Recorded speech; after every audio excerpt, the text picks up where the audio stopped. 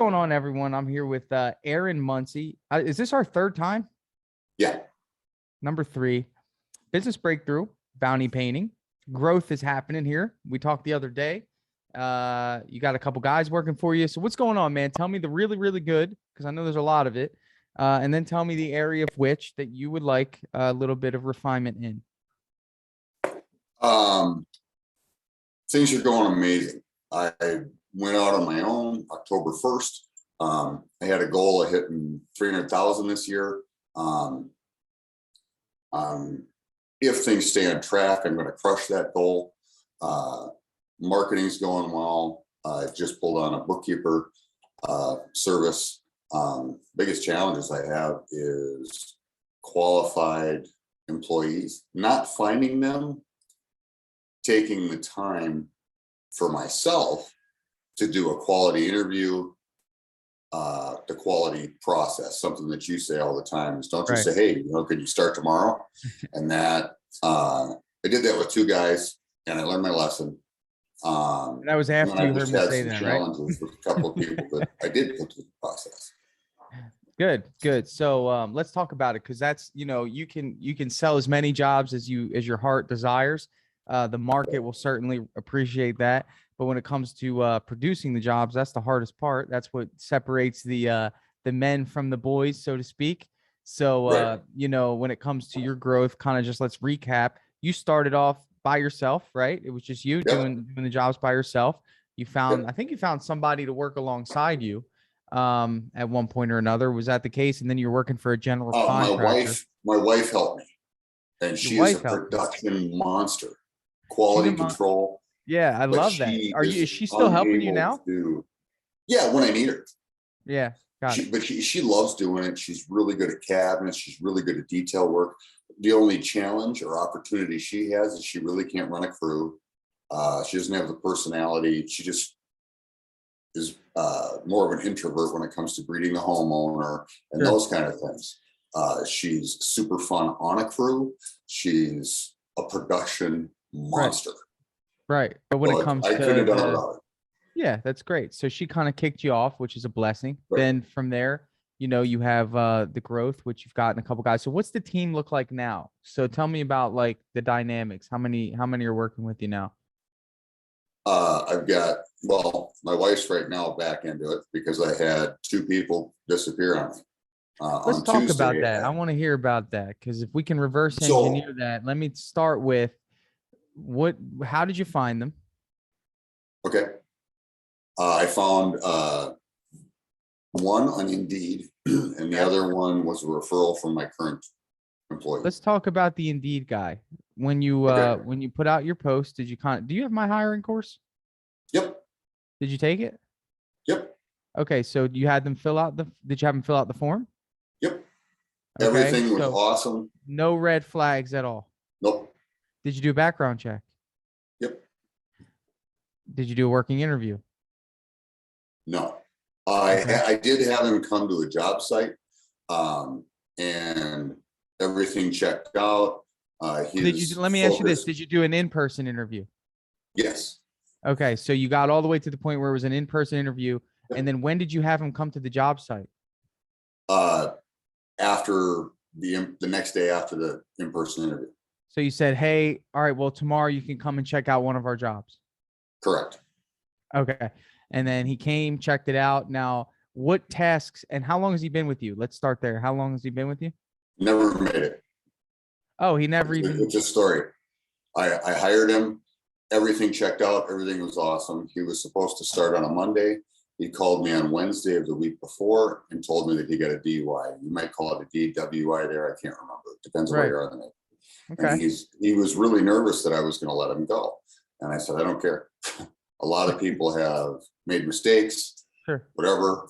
I want to be an employer where you can make mistakes, because if you make mistakes and there's no tolerance, you're not going to have anybody, and you don't have a good culture. So I said, I don't care. Can you get to the job? Yes, I can absolutely still get to the job. Not a problem, not a problem, not a problem. Monday morning, 1 hour before he's supposed to be on a job, which was a ways away. It was like an hour and 20 minutes away from us, which is not normal. but it was a huge job. It sends me a text saying he can't be there, he can't drive. I let him go. Yeah, I mean, in That that is a unique circumstance, situation. listen, and I love what you're saying about being that person, you make mistakes, but there's circumstances in which,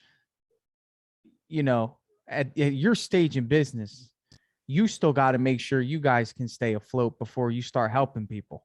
Right. I mean, that's how I am too. I got a heart for people. I want to help people. That guy told me he got a DUI. Sorry, man, got to go. Because you're not even at a point where the system's just churning. You're still trying to get your feet under you. Right. So for me, that should have been a cut immediately, because now it's set your Monday off. You could have spent Wednesday through Sunday recruiting and lining up Monday instead of waiting around for somebody that made a poor error in judgment. I mean, that's how I would have seen it, in a sense that, like, again, I'm still not even at a stage in my business where I can just allow someone to come in that messes up our flow. Aaron, listen, somebody comes in like that in my world with that mindset of like just coming off of a DUI, woe is me, all the stuff they got to deal with, the lawyer, the fees, the court dates, the getting rides to work, getting picked up, sitting on my job sites until someone comes and gets them after all the guys leave. You think I want to deal with that?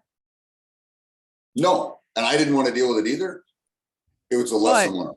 It was, I want to say what I think it was, the inconvenience aspect of having to find someone else after you've already qualified this person is what happened. And I think you need to transition, is like, when we look at marketing, we look at, okay, this is really important. I should probably get that taken care of, because that is how I get introduced to people that are interested in my products and services. When we look at sales, we think I got to make it to my appointments on time, right? Isn't that one of your standards?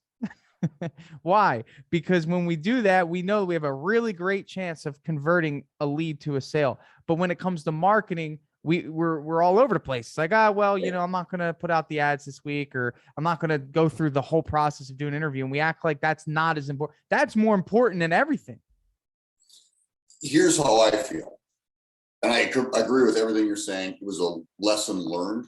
And that's all we have is opportunities. You make a mistake, and if you don't learn from it, then shame on you. But I learned from it. I feel that hiring is the most important thing you do. Arguably, I mean, you have to have sales, you have to have good bids, you have to have that. But if you don't have the right people, if you don't have, I think you mentioned in the podcast with Nick Slavic, that you said, would I let this person stay over the night at my house? And he said, would I let this person come over and have dinner with my family? Yeah, that's huge. And a culture fit. So today I've got a couple of appointments.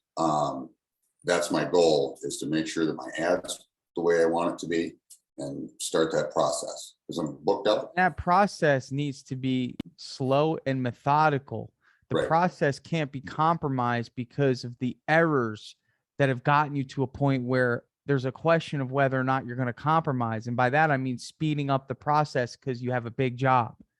For me, going back in retrospect, that guy should have got a working interview, to where this is a probation period of one job that for us to see whether you're going to be a good fit. So although, yes, in a sense, he didn't even make it there, it would be like, well, he wasn't really even an employee anyway. You never hired him because he was still during his working interview. You understand? Like it's one of those I put him all through Gusto. I got all his onboarding, all of that. Which is what I do too for a working interview as well. So all that's good, man. And I think you get it. I just want to make sure that you understand that, like, as you transition, you started off as a painter. You then became a salesperson. You then became a software guru with DripJobs. You're learning how to, navigate that world. And it's like, you're learning all these skills, and the one skill set you've got to continue to refine, and it always changes because the people that you run into always change, and the circumstances of which you need those people always change, and the skill sets that are required of those people always change, and the training that's needed of those people, and the ability to put people in right positions and with the right team and in the right environment and the right job to make sure that people are thriving. That skill set is leadership. And that's something that it boils all the way down to your filtering out process. So talk to me about the other guy. That was a recommendation of someone that you knew. So that was a recommendation. And tell me about what happened there. I followed your directions. I went through the same process. Did a phone interview, didn't throw up on his shoes, got an in-person interview. And then. So even though he was a referral by someone else, you still took him through the process? Absolutely. Did he fill out the form? No, he sent me a resume. See, because that's I one called thing him. you can't miss. Because Right. for me, it's like, again, you know, that form, regardless, is just, I like to see if they actually do it. Right. You know, Sure. at that point, you know, they're probably a good bet. But again, if I give the whole purpose of an employer-employee relationship is, if I tell you to do something, that means that I need to know you're going to do it. Right. Right. Like if you call your guys at the job and say, hey, you guys need to do this, and you got guys that do something else, like send you a resume instead, or just, Right. you know, whatever, like Right. that's just a small indication that there's some insubordination there, whether or not just in that capacity, there has to be, I tell you to do something, you do it. Right. So like for me, when I do that, it's a matter of, will this person follow my instruction before I even hire them? And if they don't, problem solved. Right. So, Absolutely. so you did, so they sent you a resume, you reviewed it, you did the phone interview, you sat down with them, in-person interview. Then what happened? Came out to the job, looked at a job, was able to communicate, knew what to prep, knew what to paint first, was able to point different things out. And I like to do that because then you know, all right, do you actually have knowledge? Sure. So when you got to the job, after you got Yeah. to the job, you guys walked it, what happened? Everything went fine. Okay. I sent him home. I sent him a job offer. He accepted, started, worked last week. And then this week on Tuesday, I was at another job and he was at a job with the person that referred him. And he sent me a text saying, hey, it's not working out. Thanks for the opportunity. Walked off the job and left. Okay. So Ghosted let's me. talk about who's left, right? So who still works in your business right now, full time? I've got the one hire from Indeed and my wife. Okay. Well, who's the one hire from Indeed? Veronica. Oh, okay. So, and She's what the type one of who job? referred the kid that left. I see. Okay. So that hurts Veronica, because she's like, yo, you know, that was my, Oh, she's not happy about it at all. okay. So here's the deal. Okay. First of all, what jobs are you taking on right now? Cabinets only? No, cabinets and walls and interior and repaints. Okay. You got to pick one. I know you don't like that, but you got to pick one. I mean, early on you do. I mean, you have to. What? I mean, look what it's doing. I understand niching down, but the interior repaints and cabinets, I haven't had a problem time-wise. I haven't had a problem. You have budget. a problem, but you have a problem labor-wise right now. You can't dial in a system that allows you to bring in people with no experience and train them up in a way that, you know, because right now you're battling people with experience, and people with experience have expectations, don't they? Completely agree. Veronica can do anything. She's union trained. Union didn't work out for her. She's awesome. My wife, awesome. So I do have a 2-person crew and I can help. And I'm pushing. So why do we need to have people that come in with experience at this point? You really just need hands. You don't. And I think when both of those people that you planned on hiring had experience, right? Yes. You know why I know that? Because you took them to a job to try to peg their knowledge. Ultimately, you need to forget the people with experience right now. You have 2 people that can run a job. I completely agree. And, you know what that does? You know what that does? Your labor pool just literally like compounds, bro. Right. Like you don't even know. Now you could just find personality, people that are excited about learning the art of painting. Now, here's the deal.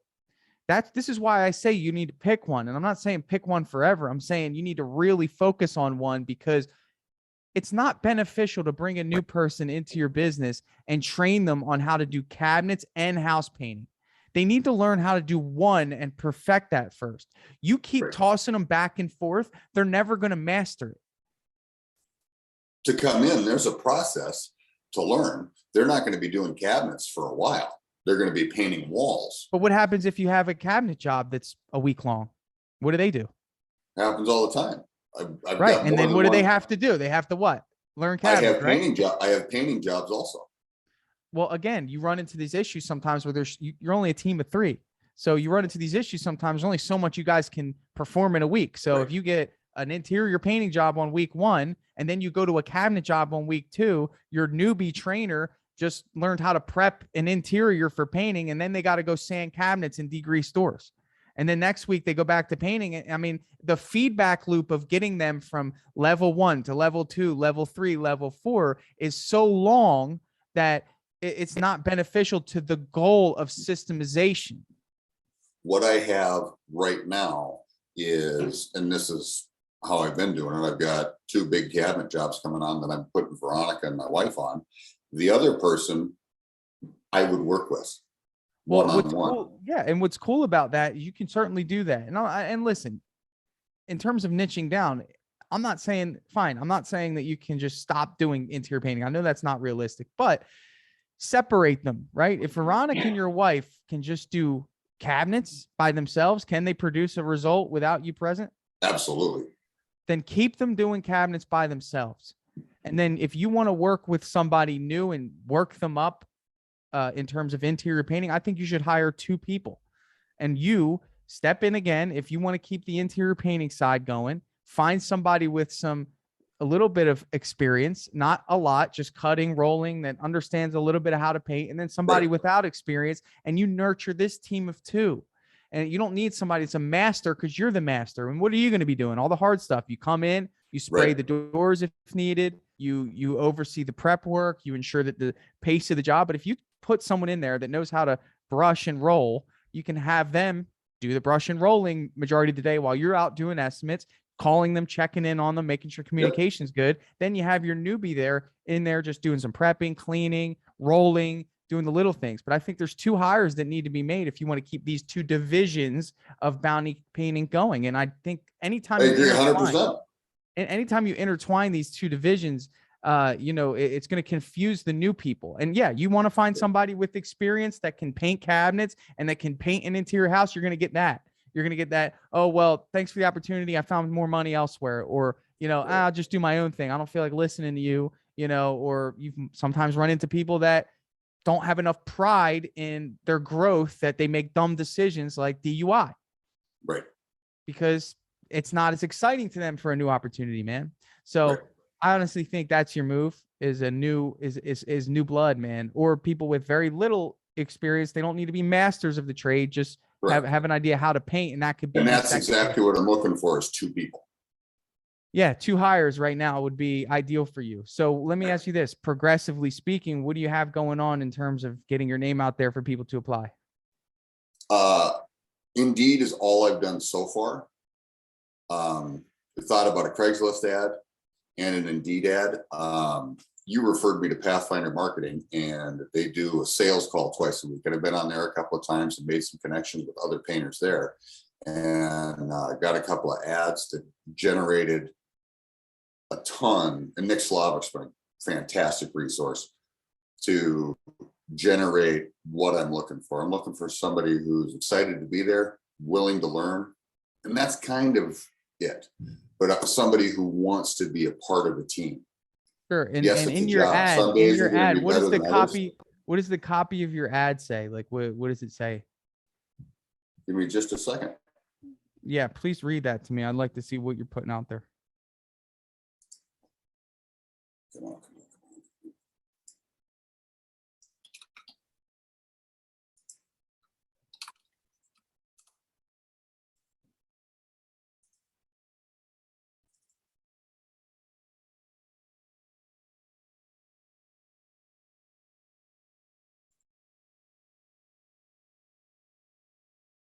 That is not that.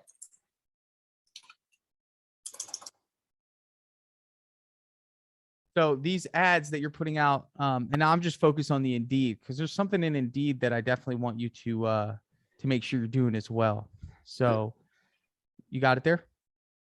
Yep, I'm here. Okay, go ahead. Hiring team members.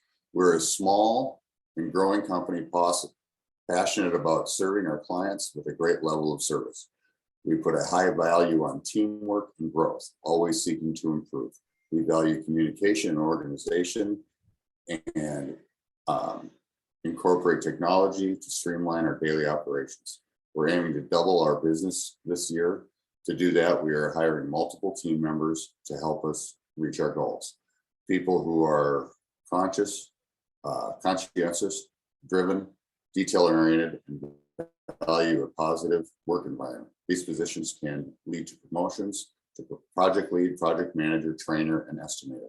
Do not apply if you aren't capable, coachable, or don't value feedback. Okay, I didn't hear anything in that says no experience required. You didn't? No. Okay, so put that in there. Okay. Yeah, because that's going to open up the doors. Because you just want to make sure that people know, like, come on, we'll train you. Painting's easy to train, man. If you have somebody that's driven, again, I do think it would be wise at this stage early on to find kind of like your right hand for house painting, just somebody that can cut, but other than that, you get somebody that's motivated and driven, they can prep and roll, Absolutely. without experience. So, I've been through this enough to know that you do need a manager. You do need somebody to oversee this. Really, this is very it's convoluting, man, because I could tell that you want to stick to that interior painting, but be honest, man, straight up honesty, you should just do cabinets. And if you do bring someone in there, you should just get a cabinet shop and just crank out cabinets every day. You're spreading yourself too thin. Look what you're having to have to do. You're already thinking, I have to be on the job on another job that I could be overseeing my cabinet job, but I have to now start up another business with these two new painters and teach them how to paint interior houses when the margins aren't even as big as cabinets. Very true. And your cabinet work to support everybody. Of course, come on. Everyone wants their cabinets done nowadays. It's just a matter of cranking up marketing. That's all it is. The only marketing I'm doing at the moment is through Pathfinder. Right. Aren't they bringing in quite a few leads for you, right? The last couple of weeks have been pretty thin. March was a really good month. April, I'm booked out. What are they marketing? Are they marketing cabinet services for you? I have just spoken with them about maybe switching gears to focus more on cabinets because they've been kind of shotgunning interior repaints. Oh, that's why. Plus cabinets. Yeah, no. If it's just cabinets, the before and afters, I mean, listen, I've just seen this happen so much. I mean, there isn't. Let me ask you this: if there was enough cabinet work to keep you busy throughout the whole year, where you didn't have to do another interior painting job, would that suffice for you? Oh, absolutely. Okay, so make that a focus, man, because again, look what we're having to think about and have to do. It's like we're having to think about, okay, we have to bring in these new painters. We have to teach them how to paint houses. You've got to oversee them. You've got to do most of the painting because you need people to come in and satisfy this demand that you've created, which is good. But you could be perfecting your cabinet business where you're getting into just being a premier service for this refinishing that so many people want. I mean, it's one of those things. And then when you bring in new people, it's like, okay, you're sanding, you're degreasing, you're prepping, you're ripping the cabinets down. You're doing this. And it's like such an easier way to train because it's so systemized, and it's controllable. Do you guys have a shop yet or no? Yeah, I've got a shop. Didn't you say it was at your house? Yep. Oh, okay. So easy there. I've got a cabinet maker that brings me cabinets. That's right. I shoot them, told me that. and then he picks them up, which is awesome. Oh yeah, you can't beat that. So that's an area where they can train on how to learn how to spray. I mean, dude, you could expand this to where 300,000 is drop in the bucket, with the demand of cabinets nowadays. I don't do them. I hate cabinets. So, for me, I won't even touch them. I get requested 2 to 3 times a week to paint cabinets. I say no every time. Well, it's whatever your niche is, whatever you can do. For me, yeah. I'm just saying is this, early on, it's just, I'm looking at what I would do. I'm looking at how that would affect me. I'm thinking I have these 2 girls that are killing it over here for me. Okay. And then I'm thinking about starting up a house painting crew, which requires me to sift through people with experience. Now, again, if you have someone with experience that comes in and you put them on a whole house to paint and they paint by themselves, they're going to want more money. They painted the whole dang house by themselves, Aaron. Right? So then you get them a helper. That's fine. You got to train the helper on how to work with them. And then you got to make sure the dynamic is there. Then the scheduling, you've got to be able to, this is a lot of thinking involved to make sure that the schedules don't conflict, to make sure that the marketing, look at how the marketing's confusing. You have two different things that you're marketing. So maybe the results are reflecting that. Like everything gets confusing when you have two businesses, and cabinets and interior painting are two businesses. You and I both know this. Different processes, different marketing, different training, different production, different everything. Absolutely. So you came on here for me to give you something. And I'm going to be honest with you, man. Straight up. I have to be honest now. We've done this 3 times. Stop taking interior painting jobs. I mean, that's it. You want to be successful? That's what I got for you. Stop doing it. It's not worth it. I haven't thought about niching down to just cabinets. You should. You should not only think about it, you should come to the Inspired by You training in May. It's next month, man. It's all about cabinets. I'm going to be speaking there. It's in Pennsylvania, man. Fly over there. Come on over. It's May 13th through May 15th. You know, and I will. It's all about cabinet refinishing, about the processes, the products, the training, everything, man, to bring back. I mean, and they're killing it, man. Like, you know, my good friend Alex, he's been on our podcast. I don't know if you've heard any of our episodes together, but he 1.5 million a year in just cabinets, dude. He's doing 10 kitchens a week. And he works part-time. Like he's only working up until about 12 o'clock, and then he has the rest of the day off every day. That's nice. That's a nice life, you know, and it's just cabinets, because anything else he brings in his world would mess with the flow, the system. Right now, I haven't focused on cabinets, so it took me a while with the marketing set up the way it is to get a couple of cabinet jobs. They pay way better. They're way less. Now let me ask you this. Let's talk sales for a second. When you go into a cabinet estimate, are you bringing in painted doors? No, I'm not bringing in painted Aaron, doors. Come on, bro. I did not bring in a sample. I've actually got that. Oh my that God. saved. That's where you got to do that today. Like if you want to sell, I've never not got one. Huh? I've never not got one. What, not got a cabinet job? Yeah, I've never not got one. But that's how you sell it for more. I'll be honest with you, because here's the thing. If you're going to be doing this on a high level, I mean, you want people to really see the value of why they're hiring you, right? Like, because ultimately it's not just painting cabinets. You're refinishing cabinets and creating a new coating on there that is supposedly just as durable as whatever was on there before. Right. And that is the sell. That is what gets people to pay $8,000, $10,000, $12,000 a kitchen, because they don't want to have to spend 20, 25, 30 to replace them. Right. It's the easiest sell in the history of mankind, in my opinion. Right. What better? You're selling something that's almost a discount at a price that's absurd, with a margin that's absurd, 80% margin sometimes. I'll talk to my cabinet maker today and get a couple of doors. Let me ask you, what kind of product are you using on this? Sherwin-Williams Waterborne. I would highly suggest getting into some of the different coatings that are available. I mean, again, this is how you separate. This is how you become untouchable in this space. If you perfect it and you become a specialist, you already have a cabinet maker. So here's what's going to happen if you grow into this. Your customers are going to be like, hey, can you add this in my kitchen? And you say, yeah, we can do that. And you charge $2,000 more than what your cabinet maker wants to do something like that. Absolutely. And you have literally, like, having a cabinet maker, dude, like, it's like God is aligning this for you and you're just waiting to grab it. I don't know what's stopping you. Maybe it was this call today, but it's time. I don't know. Okay. I think you're wasting your time with this house painting thing, with the idea that there's not enough cabinet jobs. Tell Eric you want nothing but cabinet jobs for the next month. Find 2 people and train them how to sand and degrease doors, to prep kitchens, and to learn how to do cabinet jobs. And guess what that does? That frees you, because you can have the girls train them and you can go about your day selling and marketing and doing what you love to do. I think that's a great idea. I think that's a great focus. You know, so any other areas, man? Do you think did we hit it today? I mean, do you think you're going to take that up? Oh, absolutely. It's been a no-brainer.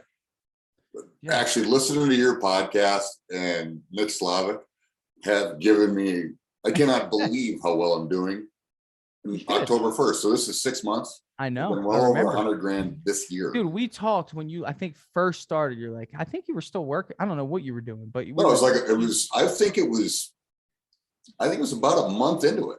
And from talking to you, it was always cabinets though. It was always like you were interested in cabinets. Like Yep. I didn't even know you did house painting, to be honest. So I'm over here like, hello, what are you doing? You're like a you're like a cabinet king over there. So take advantage of it, man. The training's easier, not easier, but it's just more streamlined. You could, what's cool about cabinets is like the process usually never changes, right? Right. Do you notice that? Yeah, so absolutely. Like, step one for you, and I talked to somebody about this, about how to train people. I said, the step one for you is to outline your process from start to finish on paper. Got it, SOP. Good. So what I would do then is I would break that up into 4 sections. So if there's 20 items, 5 of those items in terms of your process would be the first week of training, the second week of training, the third week of training, and then the 4th week of training. Now you have a 4-week training process. So essentially now you can put that in your Indeed ad and say, looking for individuals that are interested in the art of refinishing cabinets. We have a streamlined 4-week training process to turn you into someone with absolutely no experience to someone that will be able to spray and refinish cabinets. And let me tell you something, man, you figure out how to get people with no experience to the point where they can convert cabinets to the standard that people will pay for. You have something that will keep you in a position of success for the rest of your life. That's how it works. I mean, not many people can do that. They always look for people with experience, and be the guy that's different. I love you're employing women. Women are phenomenal. And Corey, the girl who is hosting the event, May 13th or May 15th, all women, cabinet refinishers, dude. They kill it. They're amazing. They're amazing. I don't know what the difference is, but they are amazing. Yeah. Well, it's just incredibly detailed. The detail, the design, homeowners love them. Love it. It's awesome, man. So create that culture. You're doing great, man. I think that if you go the route of trying to, if you look at the percentage of like the interior painting right now, it might seem that you're getting more interior jobs. That's probably because it's just so common. Cabinet refinishing needs to be sold. It's more of a commodity, but when people see the difference in the before and afters and the marketing, you know why. They come through and they're usually pretty excited about it. So that's when you come in, because many people who come in through Facebook don't really know how much it costs, right? No, like, have you found that? They have no idea. That's why I'm saying when you bring in a door that's half painted and half wood, and you say, hey, we're not just going to come in here and brush your cabinets. This is how our process works. And this is why you actually should pay us for this, because this is going to be a very long lasting, application, and show them and have them scratch it. I have a guy on our Facebook group. He had a screwdriver, a flathead screwdriver, and literally was like digging into it on the cabinet in a video showing the customer how durable it was. And it's like, come on. Yeah, that's a great idea to have samples. I'm going to call my cabinet maker today and just get a couple of doors. Yeah, get a couple of doors and just, spray half of them, and then, show them how it works. So, but all right, man, I think we covered it today. I hope this was of value to you. And I look forward to maybe coming back again, maybe in a few months, and seeing what happened. Maybe you stuck with it. Maybe you went a different route, but it's all about the journey, man, and learning along the way. Absolutely. Cool, man. Thank you, Aaron. Always a pleasure, brother. I appreciate it. Thank you. Yes, sir. See you.